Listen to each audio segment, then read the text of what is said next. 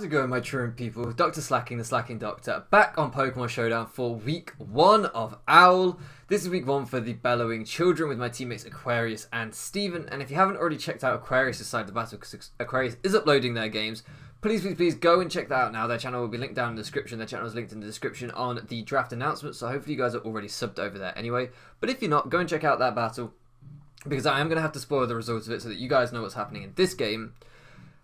Okay, I gave you fair warning. So, going into this game, my team was currently sitting at 1-1. Steven was able to win his game, but unfortunately Aquarius just lost to Nico, and we are taking on Sean, aka BlindMessiah, coach of the Swindon Swifts, the Sinnoh Starlets, the Kinky Kingdras, all sorts of team names he has, and arguably one of the best Rain players in, well, any format, but especially in the draft format. He's just awesome with Rain.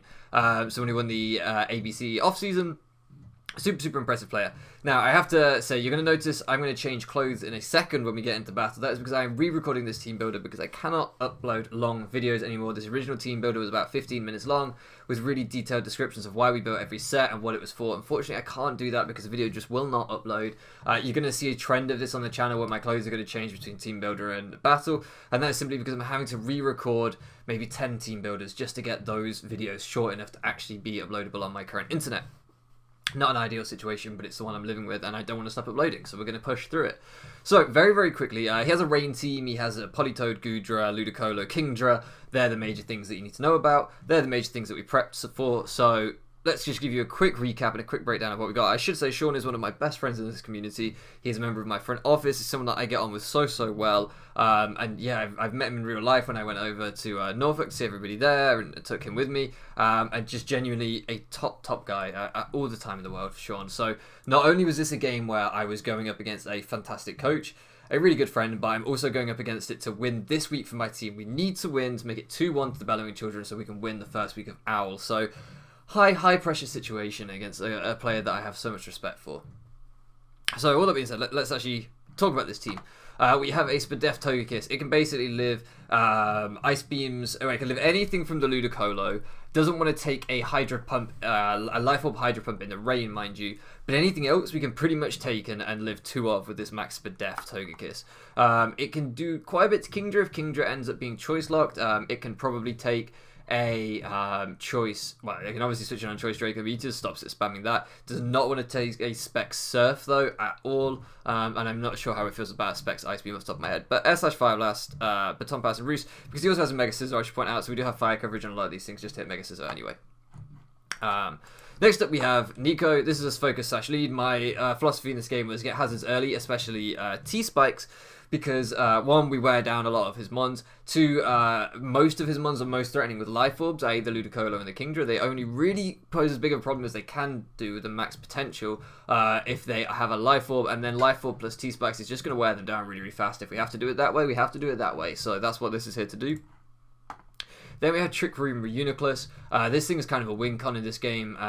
Side Shock, Hidden Power, Fire, Focus Blast. Under Trick Room with the Magic Guard Life Orb means we don't take recoil from the Life Orb, of course, and we are a modest set with min speed. I did forget to do 0 speed IVs, unfortunately, which really sucks here, but it doesn't end up impacting the game. It was just an oversight in my prep. So this is Strump, our Reuniclus, supposed to be an endgame sweeper. Now we have Double D, the Dredagon. Now this set is supposed to be our wall breaker for Strumpf to try and sweep. This thing he has no switch-ins to. It could double up as the win con if Strumpf has to come in earlier and form as the breaker. They can kind of do each other's jobs, but primarily we want to get this thing in early to break. With the Life Orb and Sheer Force, just like this doesn't take Life Orb damage Magic Guard, we don't take it with Sheer Force. If we're firing off moves like Fire Punch and Gunk Shot and Thunder Punch that have secondary effects, we will take it with Dragon Claw, which I will talk about in the game. But otherwise, it's a really solid set. Again, I forgot to run 0 speed IVs, which just another oversight, although it doesn't turn out to affect anything. But other than that, we're just max HP, max attack, because there's nothing else we really need to be. I think we can take quite a few hits from quite a few things actually, because of our natural 90s in defense and now being max HP. We can take some hits with Double D. Now we got Klinklang, the sleeper mon, the one that I kind of even mocked a little bit in my own draft analysis, or draft announcement, I should say. This is Badmon, the Klinklang, with Geargine, Toxic, Volt Switch, Trick Room. Now, this is my secondary Trick Room setter. Primarily, what I wanted to do is to bring this in on maybe like a choice-locked Kingdra that's choice locked into Ice Beam, for example, or any number of other things. And then I want to set Trick Room, and then I want to Volt Switch the hell out of there into Druddigon. And if I can do both of those things, then Druddigon's in under Trick Room with 4 turns left, and things are just dying for 4 turns. That's the idea. If you can't outspeed Rain, then don't outspeed Rain. Underspeed it and click Trick Room. That was kind of my philosophy going into this game. I didn't expect to get anything out of this game whatsoever. I thought I was going to get destroyed, but it seemed my best chance was just to get Trick Room up and see what happened. So that was the idea here with Trick Room, Volt Switch, Toxic to wear things down, and Gear Grind, because I didn't really... I mean, Gear Grind isn't that great against things like Ludicolo, Kingdra, Mega Sizzle, but at the same time, it's just stab and it's going to hit some things okay, I guess. I mean, maybe I should have brought Wild Charge with hindsight, but I just ran Gear Grind. And then last up we have Steven and Mega Blastoise. This is kind of our third mon to get in into Trick Room. We have the option if Double D goes down early to go out into Steven instead. This thing gets Water Pulse, Dragon Pulse, and that is pretty much all it needs. In the rain, Water Pulse is going to hit pretty much everything. Dragon Pulse is going to hit that Kingdra really, really hard. He also has a Goodra, which is going to hit that really, really hard. Aura Sphere is going to break a lot of things. Even things like Ludicolo don't particularly want to switch into an Aura Sphere. We have quite a lot of investment in special attack, and we are running a plus special attack nature, so this is going to hit pretty hard. That, I believe, is as quick as I can possibly do this team builder. So with all that being said, guys, I will see you for a much slower recap of the replay of the battle. So here we are in the battle, guys, and as you can see, you guys can't see the chat, but he was caught completely off guard by my prep. I haven't spoken to him about this exactly. He said he feared one set in particular, and he mentioned the Salamence wasn't here, so I think he feared, he was talking about trying to call it 50-50, so I think he feared a set that I very nearly brought, which was a Salamence with either a Yachi Berry or the Dragon Resist Berry as a potential Kingdra bait, because he was talking about having to guess the 50-50 right. I'm assuming that was maybe the set he meant, but I'm not sure. In the end, I didn't like that set because it forced that 50-50, and I hate 50-50s. Yes, I could get it right, but I could get it wrong. Why force a 50-50 when you could try and build a team that doesn't take 50-50? So he was really thrown off guard by that, and I was really thrown off guard by no Kingdra because I thought Kingdra just put in the work against me. So no Kingdra was an absolute relief. That being said, the rest of his team is still absolutely terrifying. So looking at his team, I didn't change my lead. I didn't change my game plan. I still had the exact same game plan I'd always had. I didn't really prep that hard for Goodra, Slurpuff, and Gothitelle. If I'm honest, you probably noticed in the prep video, most of these mons are designed to check this Ludicolo plus the Kingdra, and then maybe hit Mega Scizor offensively, and that's about it. So I was like, damn, okay, I over-prepped for Rain, I think. But my game plan does not change. We're still going to lead with Nico, the Nido King. We're still going to get T-Spikes up. We do call it, he is going to leave a Mega Scizor, try and get that U-turn and the Mega up. I don't think he'll stay in, so I'm just going to click T-Spikes regardless. Doesn't matter to me. One thing that's crucial here is that he doesn't have a Rock Setter on his team, so Hazards are really, really free because the onus is always on him to defog. Without him having a Rock Setter, I'm never going to be forced to defog. Not that I'm carrying it, I'm carrying Rapid Spin anyway. But it really just puts the pressure on him to try and waste a passive turn defogging or to let me wear him down. So we're going to get those up early, and then we're going to go for the Stealth Rocks on the Goodra. Not knowing what the Goodra wants to do, I just want to get my rocks up for extra chip. So we get those up. As he goes out into the Gothitelle, as we go out into Gypsy the Togekiss. Here I'm just going to click Baton Pass. I don't want to be locked in against this thing if it's a sub-calm mindset because I can't do anything to it. But he actually turns out to be a Trick Scarf. He's definitely been building with Nico. Nico knows how much I hate Trick Scarf, and I know how much he loves it. But this actually is one mon that does not mind being Trick Scarf because Togekiss with Scarf Air slash flinches is not bad, so I'm kind of okay with that. It's not ideal, but especially with the Trick Room set, but you know, I'm okay with it. So we go out into Bad Mon, the Kling Clang here, because this thing presses him physically. I could have gone into Druddigon, I could have gone into some other stuff, but I didn't want to go to a special attacker. Most of my team is heavily special this week because I don't want any kind of Calm Mind rest set. Yes, I've got some Poison stack on him, but he could be rest. So go out into Kling Clang, and I'm pretty sure I'll scare him out here. But even if I don't, what's he going to do? He might have Focus Blast, but I'm Max Def. It's not Stab, and he's probably bulky, so it's not going to do a lot. If this thing even gets Focus Blast, I assume it does. So I've already put 69% on this thing, and it's got to come back in on Rock still. And it does switch out into the Sizzle, which I expected to be the switch. We go for the Trick Room here. And here I expect to be slower than him, so I go for the fast Volt Switch. But of course, I forgot I didn't do 0 Speed IV, so he does actually underspeed me, because I'm an idiot. But it gives me the slow pivot, which is not a bad thing. And he decides to go back out into the Gothitelle, probably scouting to see what I want to do. As I just go for the Volt Switch into Druddigon. And now he's in a not good position. he doesn't have a switch into Druddigan.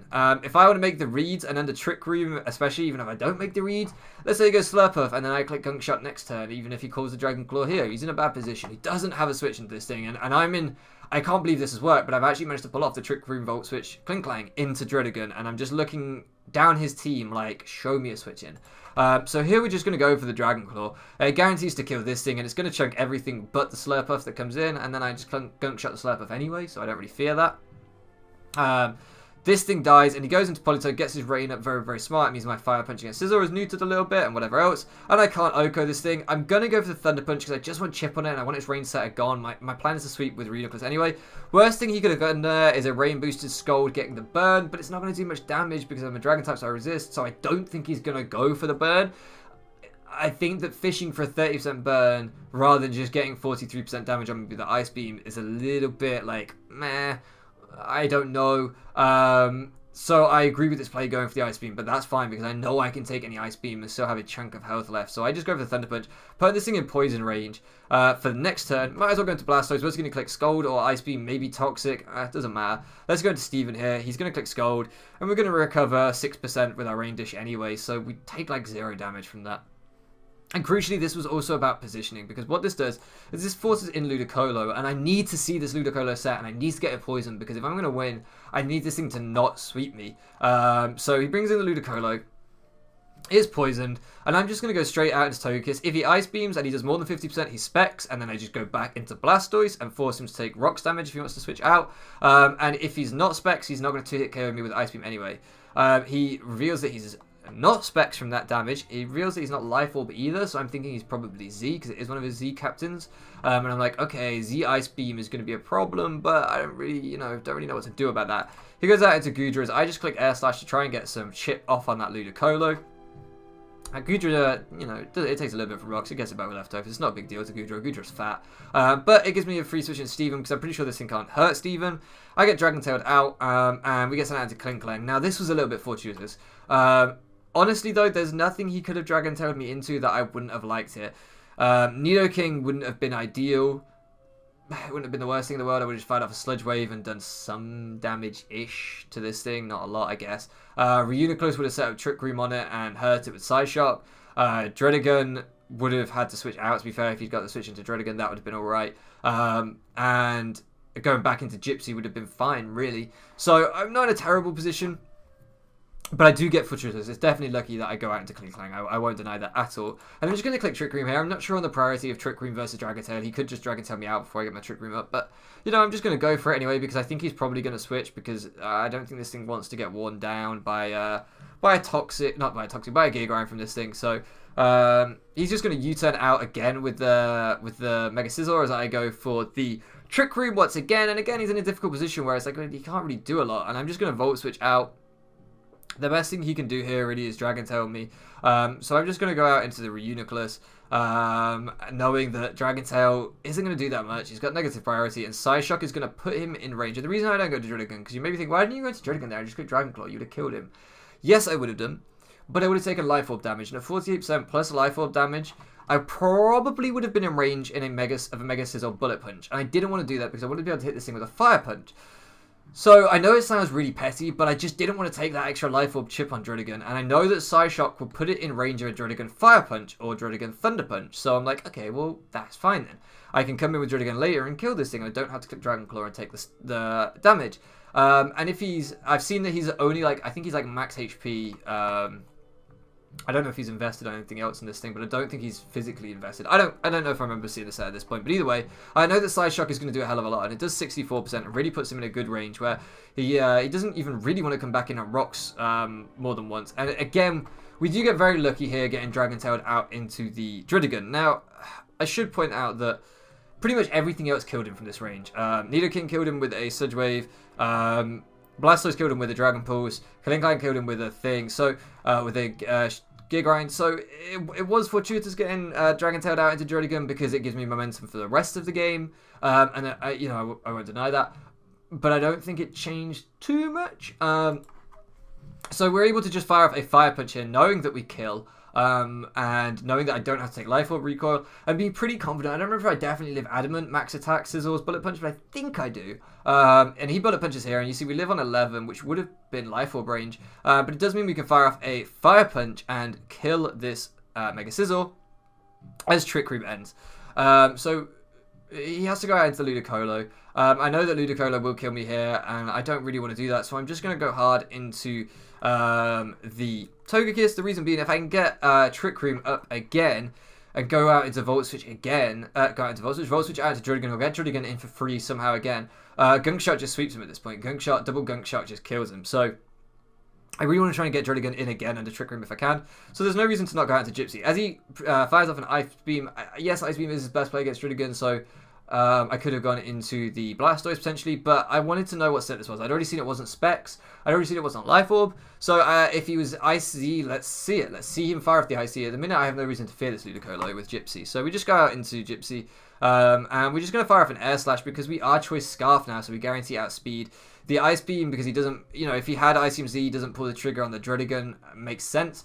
It does mean that I am free to outspeed and Air Slash him down. That was the other reason we went into this thing, because if he'd Ice Beam Z'd on my Switch on an 11% Druddigon, he had some big balls. I didn't think it was going to happen. So it meant that we guaranteed killed him with our Scarf, Air Slash. And then he's free to go into this thing, and it's essentially GG, because we know that we have Sash Nidoking at 100%. Sludge Wave always kills this thing. The only way he can recover any health is if he's like a calm mindset. That's the only way that he really wins here. And if he's a calm mindset, I can probably get Trick Room up with Kling Klang, and then I can probably end his life with a Druddigon Gunk Shot. So, or Trick Room up with our Reuniclus as well. So I really don't think there's too much he can do here. With that in mind, I'm just going to fire off an Air Slash. I might as well, if he is a Belly Drum set, we might be able to pop his Citrus and just see what's going on and add that poison damage up. We do pop a Citrus, so he is presumably a Belly Drum set. We do get the flinch. Like I say, I don't think it matters anything more than differential. And he's going to fire for Play Rough here. It's going to do 34%. He will close with the next Play Rough. But we can Air Slash him down, do another 43% poison damage, puts him at 1%. And now this next play, I have mixed feelings on.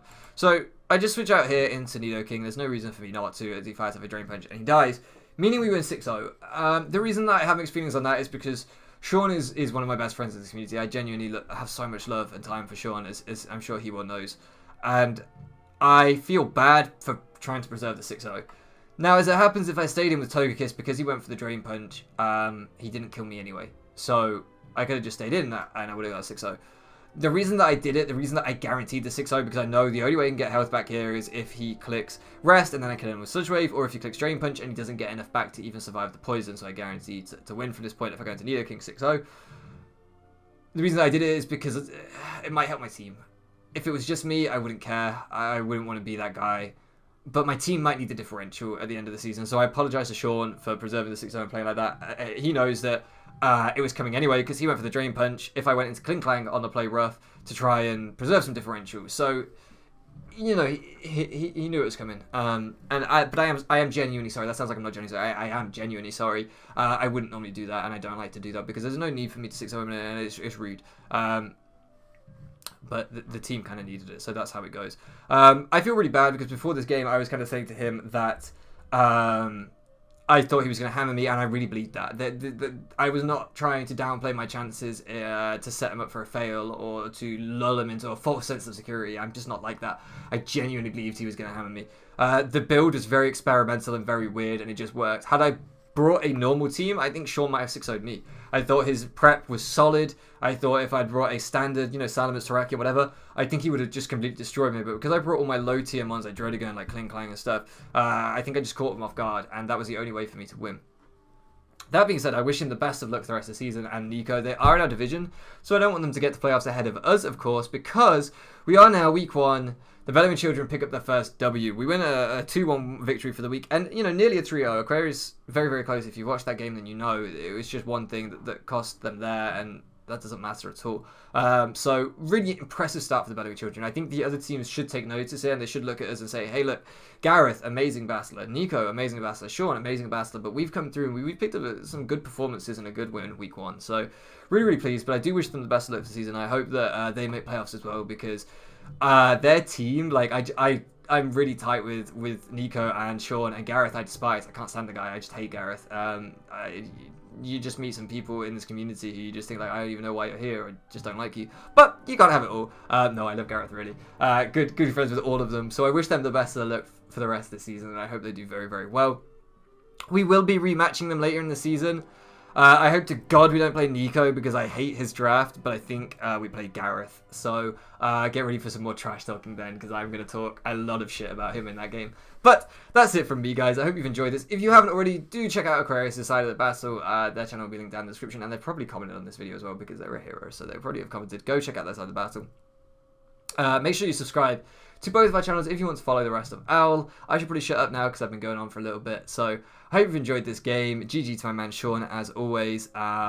He's going to get me back. There's no way in hell I'm 4-0 against him, and he's not going to get me back soon. Like he said, like I have the best record against him of any player in draft, and that should not happen because he is such a better player than me. Such a better player. So I really think he's going to destroy me sooner or later, but we'll hope that comes later rather than sooner. So GG to him, as always. And yeah, thank you so much for living around with me, guys. I'll catch you again next time.